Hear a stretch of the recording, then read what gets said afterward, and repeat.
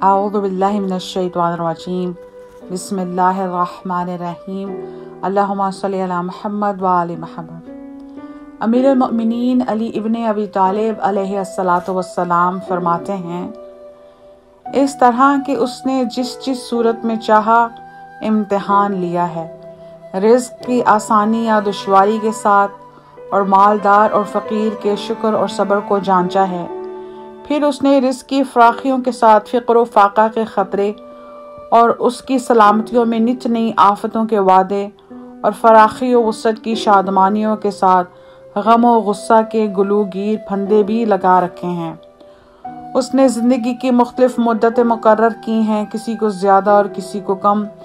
کسی کو آگے اور کسی کو پیچھے کر دیا ہے، اور ان مدتوں کی رسیوں کی موت سے گرا لگا دی ہے، اور موت ان کو کھینچے لیے جاتی ہے اور ان کے مضبوط رشتوں کو ٹکڑے ٹکڑے کیے دیتی ہے۔ وہ بھید چھپانے والوں کی نیتوں، خسر پھسر کرنے والوں کی سرگوشیوں، مظنون اور بے بنیاد خیالوں، دل میں جمے ہوئے یقینی ارادوں، پلکوں کے نیچے کنکھیوں کے اشاروں، دل کی تہوں اور غیب کی گہرائیوں میں چھپی ہوئی چیزوں کو جانتا ہے، اور ان آوازوں کا سننے والا ہے جن کو کان لگا کر سننے کے لیے کانوں کے سوراخوں کو جھکنا پڑتا ہے، اور چیونٹیوں کے موسم گرما کے مسکنوں اور حشرات الارض کے موسم سرما بسر کرنے کے مقاصد سے آگاہ ہے، اور پسر مردہ عورتوں کے درد بھرے نالوں کی گونج اور قدموں کی چاپ کا سننے والا ہے، اور سبز پتیوں کے غلافوں کے اندرونی خولوں میں پھلوں کے نشوونما پانے کی جگہوں، اور پہاڑوں کی کھوؤں اور ان کے نشیبوں، وحشی جانوروں کی پناہ گاہوں اور درختوں کے تنوں اور ان کے چھلکوں میں مچھروں کے سر چھپانے کے سوراخوں، اور شاخوں میں پتیوں کے پھوٹنے کی جگہوں، اور زمین سے اٹھنے والے ابر کے لکوں ٹکڑوں، اور آپس میں جڑے ہوئے بادلوں اور تہ بتہ جمے ہوئے ابروں سے ٹپکنے والے بارش کے قطروں سے باخبر ہے، اور ریگ بیاباں کے ذرے جنہیں بعد بگولوں نے اپنے دامنوں سے اڑایا ہے، اور وہ نشانات جنہیں بارشوں کے سیلابوں نے زمین کے کیڑوں کے چلنے پھرنے اور سربند پہاڑوں کی چوٹیوں پر بالوں پر رکھنے والے طائروں کے نشیمنوں اور گھونسلوں کی اندھیاریوں میں چہچہانے والے پرندوں کے نغموں کو جانتا ہے،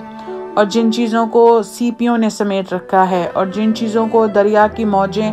اپنے پہلو کے نیچے دبائے ہوئے ہیں، اور جن کو رات کی تاریک چادروں نے ڈھانپ رکھا ہے،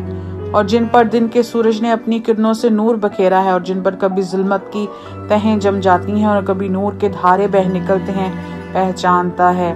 وہ ہر قدم کا نشان، ہر چیز کی حس و حرکت، ہر لفظ کی گونج، ہر ہونٹ کی جنبش، ہر جاندار کا ٹھکانہ، ہر ذرے کا وزن، اور ہر جی دار کی سسکیوں کی آواز، اور جو کچھ بھی اس زمین پر ہے سب اس کے علم میں ہے۔ وہ درختوں کا پھل ہو یا ٹوٹ کر گرنے والا پتا، یا نطفے یا منجمد خون کا ٹھکانہ،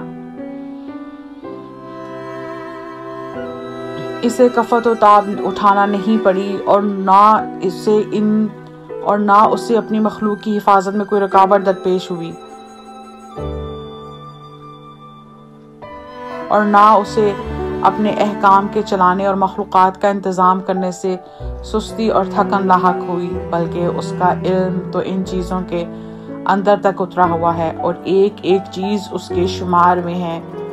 اس کا عدل ہماگیر اور اس کا فضل سب کے شامل حال ہے، اور اس کے ساتھ وہ اس کے شایان شان حق کی ادائیگی سے قاصر ہیں۔ اے خدا، تو ہی تو توصیف و ثنا اور انتہائی درجہ تک سراہے جانے کا مستحق ہے۔